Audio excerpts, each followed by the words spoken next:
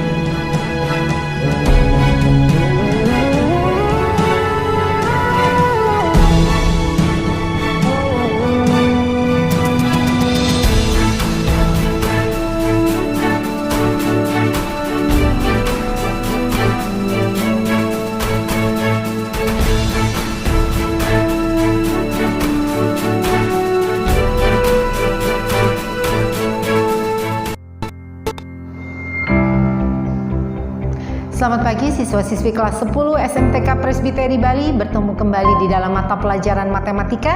Hari ini kita akan belajar mengenai identitas trigonometri, aturan sinus dan aturan kosinus, serta luas segi tiga.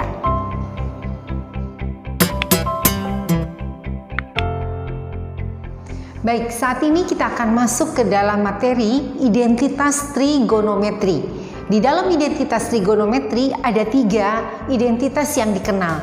Yang pertama adalah sin kuadrat X ditambah cos kuadrat X nilainya 1. Kemudian tangen kuadrat X ditambah 1 bernilai secant kuadrat X. 1 ditambah kotangen kuadrat X itu sama dengan kosekan kuadrat X. Identitas trigonometri biasanya dipakai untuk membuktikan. Dari satu soal membuktikan identitas trigonometrinya. Jadi kita akan coba untuk soal yang pertama. Soal yang pertama adalah sin X dikali cos X per tangen X sama dengan cos kuadrat X. Kita akan membuktikan. Misalnya kita ambil ruas kiri, kita akan membuktikan bahwa ruas kiri ini bernilai sama dengan ruas kanannya. Ya, oke, kita coba sin X dikali cos X per tangen X itu sama dengan cos kuadrat X. Kita ambil misalnya yang ruas kiri ya. Kita akan menghitung yang ruas kiri. Saya buat seperti ini. Sin X dikali cos X per tangen X-nya saya rubah menjadi sin X per cos X. Seperti rumus ya. Di yang materi sebelumnya, tangen itu berarti sin per cos, ya. Oke. Lalu kita lanjutkan di sini, berarti di sini sin X kali cos X ini dibagikan. Nah, pembagian ini pembagian bentuknya pecahan. Berarti kita harus merubahnya menjadi kali tapi dibalik. Menjadi cos X per sin X. Di sini sin X bisa dicoret dengan sin X. Yang tersisa adalah cos X dikali dengan cos X. Maka dihasilkan cos kuadrat X. Berarti ini terbukti.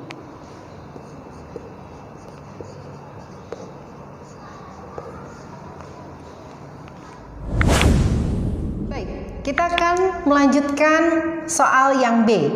Soal yang B, sin X ditambah cos X ini dikuadrat sama dengan 1 ditambah 2 sin X cos X. Kita akan membuktikan ruas kiri. Nah, ini kita kerjakan dulu seperti kita biasa mengerjakan bentuk kuadrat ya. Ini bentuknya jadi sin kuadrat X ditambah 2 kali sin X kali cos X. 2 sin X cos X, kemudian cos X di kuadrat berarti ditambah cos kuadrat X.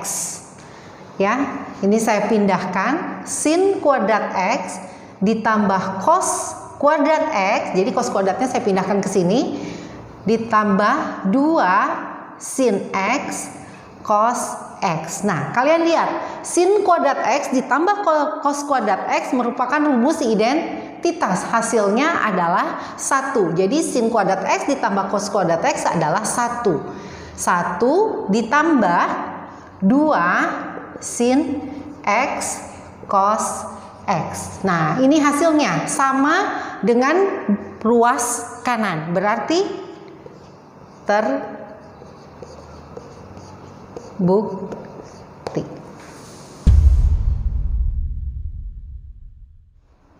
Baik, soal yang ketiga, yang C. Soal yang ketiga, yang C, 2 min secant kuadrat X per secant kuadrat X itu sama dengan 1 min 2 sin kuadrat X. Kita akan buktikan ruas kiri. Maka kita akan pisahkan. Saya buat menjadi 2 per secant kuadrat X min secant kuadrat X per secant kuadrat X. Ya, di sini berarti 2 per secant kuadrat X. Secant itu berarti 1 per cos. Saya akan buat dia menjadi 1 per cos kuadrat X dikurangi secant kuadrat X per secant kuadrat X, itu artinya 1. Di sini kita balik 2 cos kuadrat X min 1. Seperti itu. Nah, ini hasilnya. Tapi kita harus merubah dia menjadi bentuk 1 min 2 sin kuadrat X. Ya, sementara di rumus identitas kita punya sin kuadrat X ditambah cos kuadrat X itu sama dengan 1. Berarti kita dapat merubahnya cos kuadrat X. Kalau ini dirubah, berarti cos kuadrat X menjadi 1 min sin kuadrat X min 1. Kalau kita kalikan ke dalam, ini dikalikan menjadi 2 kali 1 2 min 2 sin kuadrat X min 1. Ini bisa disederhanakan, 2 dikurang 1 itu artinya 1 min 2 sin kuadrat X. Sama kan dengan ruas kanan, berarti terbukti.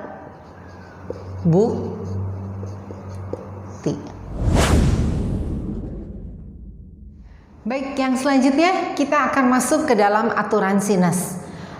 Perhatikan segitiga berikut. Segitiganya ada segitiga A, B, C. Berarti masing-masing ada sudut A, sudut B, sudut C. Ya. Nah, di depan sudut A itu ada sisi BC. Nah, biasanya sisi di depan sudut A berarti dia dikasih nama sisi A atau BC boleh ya. Kemudian di hadapan atau di depan sudut B itu ada, saya beri nama sisi B atau sisi AC. Demikian pula yang di depan sudut C itu ada sisi C namanya, seperti itu. Nah, ini yang disebut dengan aturan sinus. Jadi aturan sinus itu adalah A per sin A. Jadi sudut sisi di depannya per sudutnya, jadi A per sin A itu sama dengan B per sin B itu sama dengan juga C per sin C. Seperti itu ya. Oke, perhatikan soal berikut. Soal berikut ada segitiga ABC di mana sudut C besarnya adalah 105, sudut B besarnya 45 derajat. Kemudian sisi di depan sudut A atau panjang BC itu adalah 36. Yang ditanyakan berapa panjang AC ya. Nah, terlebih dahulu kita harus mencari dulu besar dari sudut A ya. Besar sudut A kita cari seperti biasa, total semua sudut di dalam satu segitiga adalah 180 derajat. Berarti 180 derajat dikurangi 45 derajat dikurangi lagi 105 derajat. Ya, jadi kita dapatkan di sini kita dapatkan 180 dikurangi 180 derajat dikurangi 150 derajat, berarti kita dapatkan sudut A itu besarnya 30 derajat. Setelah kita dapatkan sudut A besarnya 30 derajat, kita gunakan rumus sinus. Ya, rumus sinusnya kita cari. Kita gunakan rumus sinus untuk kita mencari panjang AC. Ya, perhatikan AC adalah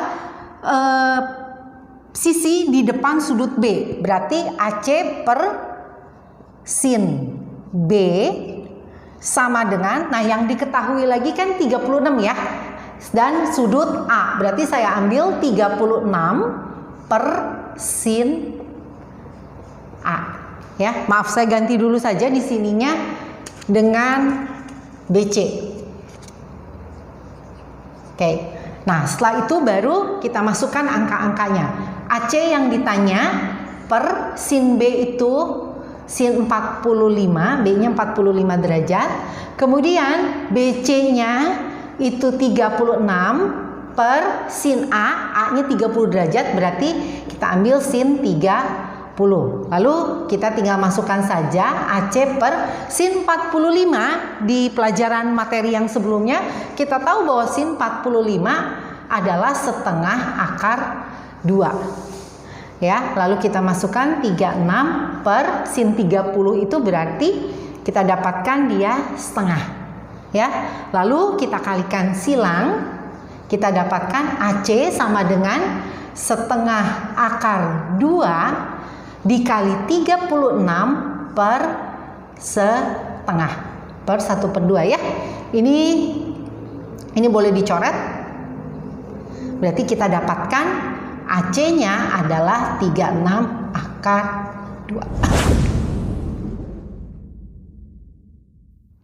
Baik, selanjutnya kita akan masuk ke dalam aturan kosinus.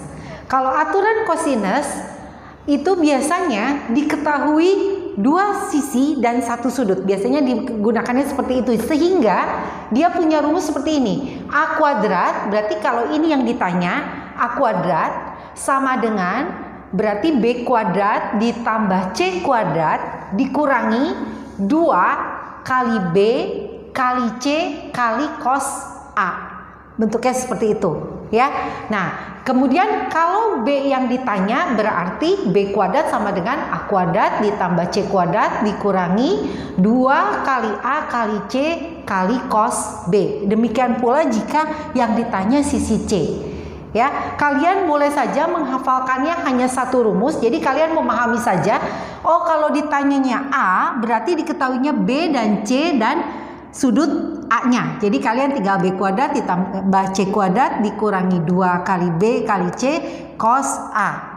Ya, dengan memahami bentuk yang pertama saja, ketika nanti dirubah pertanyaannya menjadi misalnya B yang ditanya atau C yang ditanya, kalian dapat mengerjakannya.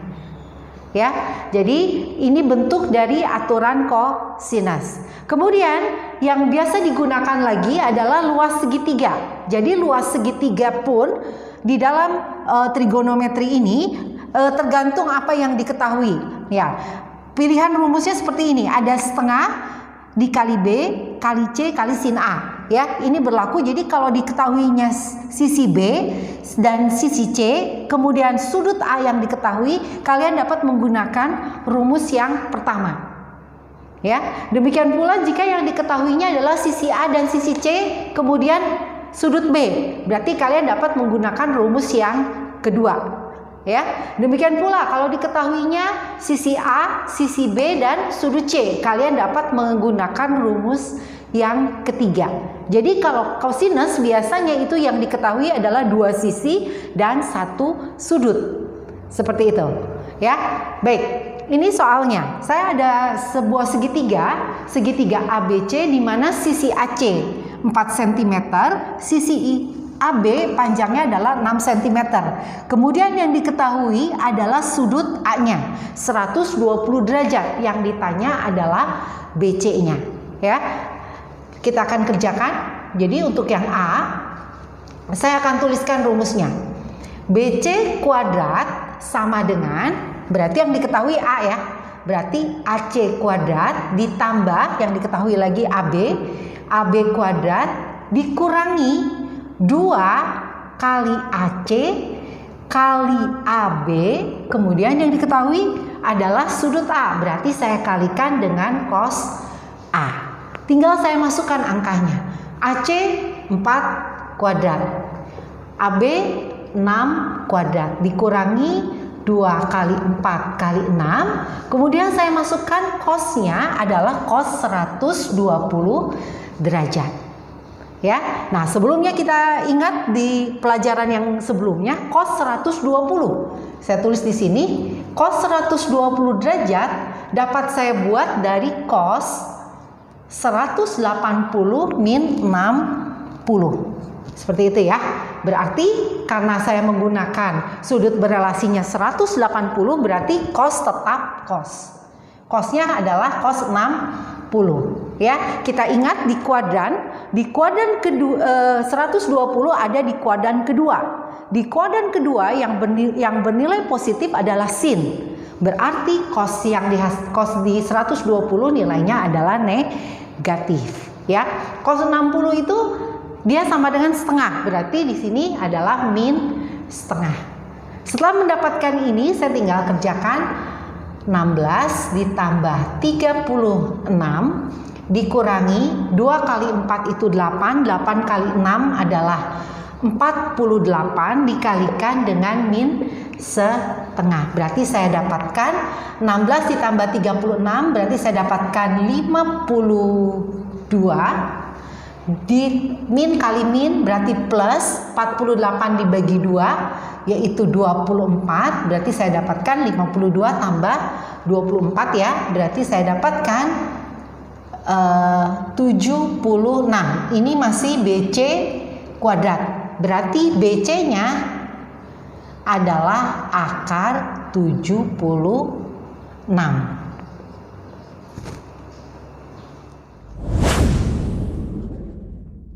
Baik, kita akan menyelesaikan yang kedua. Soal yang kedua atau yang B, luas segitiga ABC. Nah, mari kita gunakan rumusnya adalah setengah dikalikan dengan AC dikalikan dengan AB, kemudian kita kalikan kalau luas dikalikan dengan sin ya, berarti sin 120 derajat. Berarti kita gunakan setengah, AC-nya kita masukkan 4, kemudian AB-nya kita masukkan 6, sin-nya kita masukkan sin 120 derajat ya. Sama seperti tadi, sin 120 derajat itu sudut berelasinya adalah kita gunakan yang 180 dikurangi 60 ya. Berarti kita dapatkan, karena sudutnya yang saya pakai sudut berelasinya yang 180, berarti sin tetap sin. Sin 60, sin 120 ada di kuadran 2. Di kuadran 2 sin bernilai positif. Berarti kita dapatkan sin 60 adalah setengah akar 3. Berarti tetap positif ya. Kita masukkan setengah. Kita coret saja di setengah, kita coret saja dengan di sini jadinya 2. Langsung saya ganti di sini. 2 dikalikan 6 dikalikan sin 120 adalah setengah akar 3 ya. Ini bisa dicoret. Jadi kita dapatkan luas segitiga ABC adalah 6 akar 3 cm persegi.